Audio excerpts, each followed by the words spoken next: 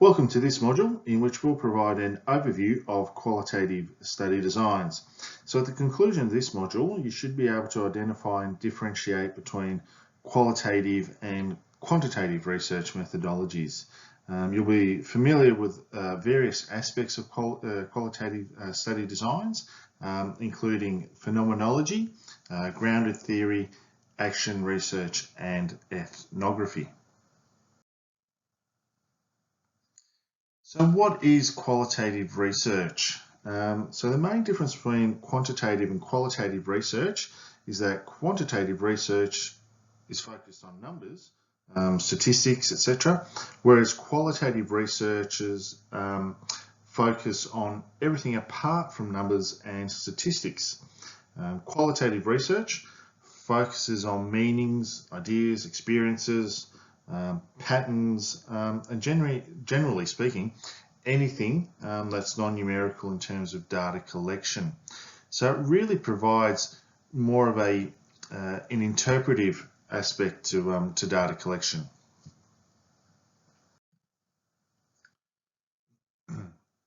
So this is a great slide, I guess, to demonstrate how qualitative research differs from quantitative research. So what I want you to do is have a look at this slide and see or note what you can see in this slide. So if you want, pause the video at this point of view, take a couple of moments and try and identify what you see in this picture.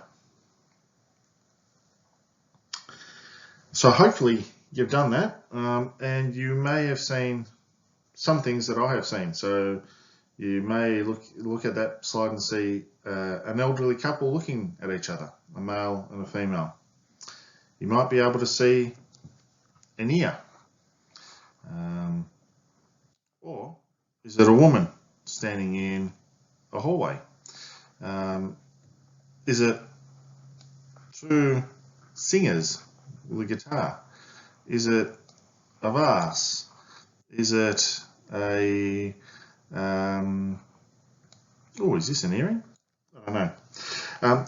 Anyway, the point of this particular slide is to highlight that qualitative data can be somewhat subjective in terms of how you collect it and how you interpret it.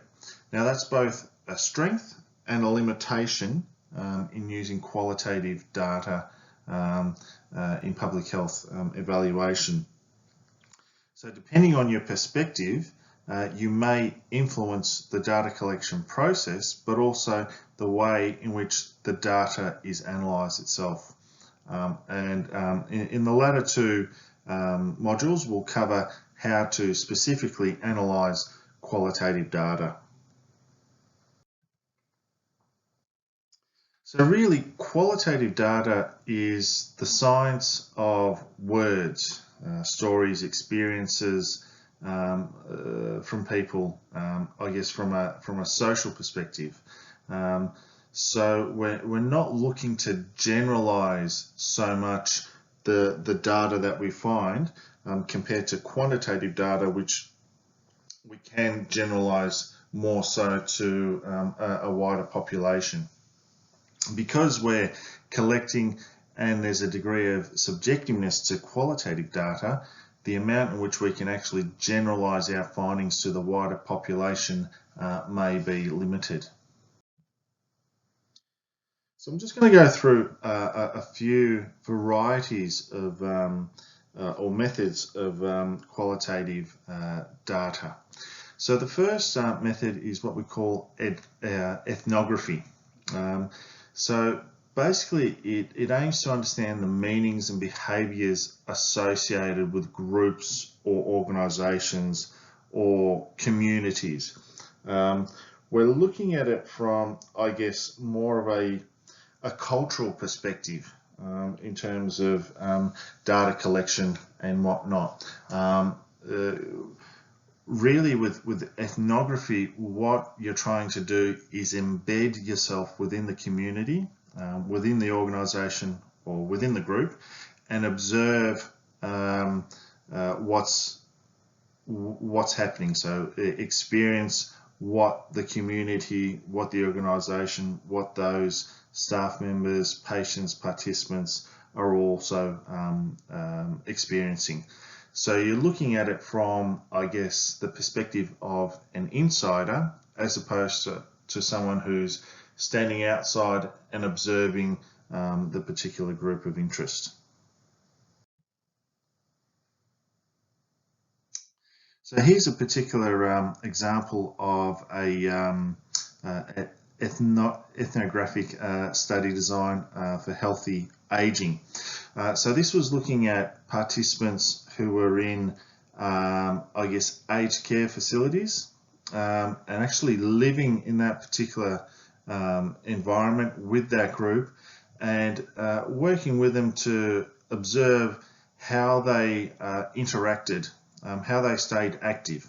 So whether it was through physical activities, whether it was through mental activities, so reading, crosswords, whether it was playing particular sports, whether it was engaging in other social activities such as music, etc.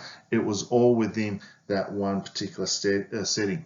So the authors of this particular study immersed themselves in that community to observe the particular outcomes of interest. So as I mentioned, the advantages are it's very much detailed and you get very, very rich and deep data from the perspective of being an insider.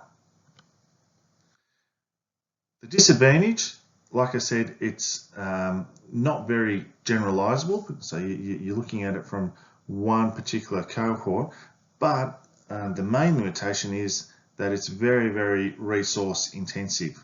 As you can imagine, being immersed in a community takes a lot of resourcing, a lot of time, as well as budget and cost involved with that.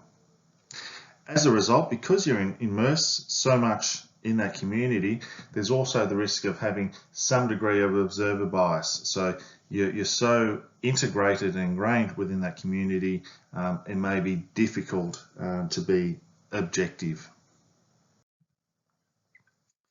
The next type of qualitative methodology that we're going to discuss is what we call phenomenology. So it deals with perceptions, meanings, feelings, emotions, attitudes, beliefs. So it's really looking at things from an outsider's point of view. So the example that we've got here is talking to women who are pregnant but who are still smokers. So trying to identify, okay, well, if you are pregnant and you know that smoking is detrimental to yourself and to your baby, why is it that these women are still smoking? So it's looking at their attitudes, their beliefs. So they may not believe that it may harm their baby. Maybe feelings, emotions, they do it because it helps them relax or whatever it may be. Helping, I guess, trying to understand, well, if you know that it's bad for you and your baby, why are you still smoking? So it's dealing with those perceptions, but from very much an outsider's point of view. So advantages are, as you can see, it gives the opportunity for participants to give what we call very much authentic accounts of potentially very complex issues. So by having that degree of independence, you can get a very good account from the participants in terms of their story. Again, very, very much individualistic in terms of its limitations. And so how much or how far we can generalize in terms of the findings that we identify can be somewhat limiting, not only with phenomenology, but with a variety of these qualitative research methodologies. So the next methodology that we'll talk about is what we call participatory action research.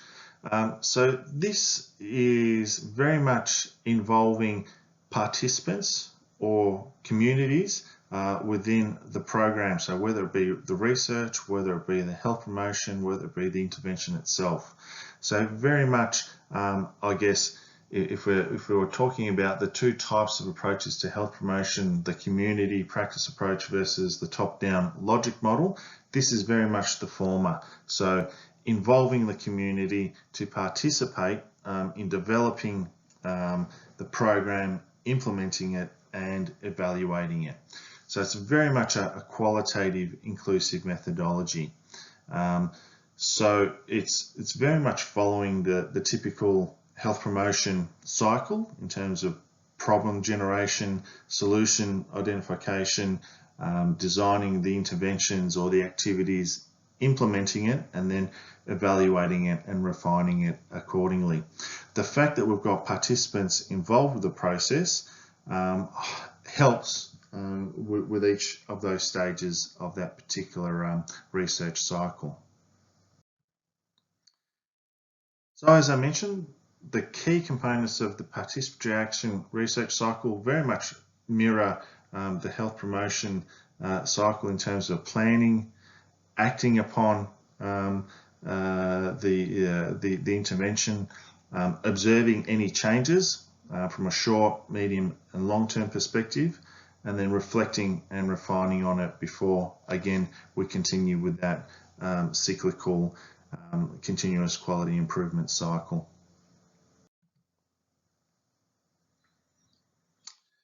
So one of the great things that we're seeing is that more and more research, particularly in the health promotion sphere, is taking on board this participatory action research methodology. Researchers and health professionals and those involved in the health industry are able to bring, I guess, better partnerships with their participants, with the community, and so by doing so, having a greater sense of engagement, the research has a greater success of succeeding, and particularly changing those outcomes that are very, very difficult to change.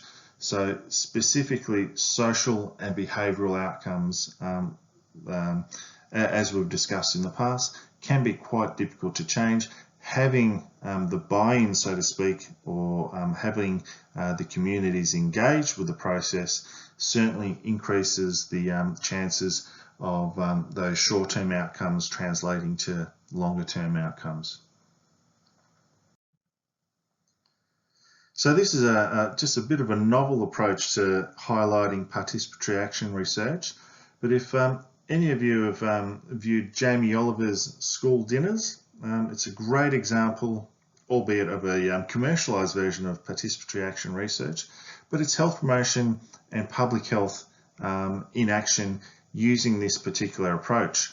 So Jamie Oliver and his team going into the school environment, identifying what children are eating, getting their buy-in, so to speak, no pun intended, to changing what's offered in terms of the catering by showing them the impact upon their bodies, educating them, creating awareness, getting buy-in from the various stakeholders, being school staff, children, parents, suppliers, etc., and creating a change to the menu, which then ultimately led to short-term changes in terms of awareness and knowledge of food, but also longer-term outcomes in terms of changing the health status not only of the children, but as a byproduct also their parents in terms of eating healthier as a family.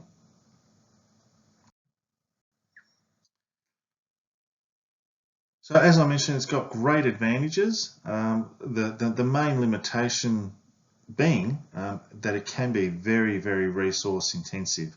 So great advantage is that involving the community has a great success, has a great opportunity for success, but there needs to be a lot of investment in terms of the program itself.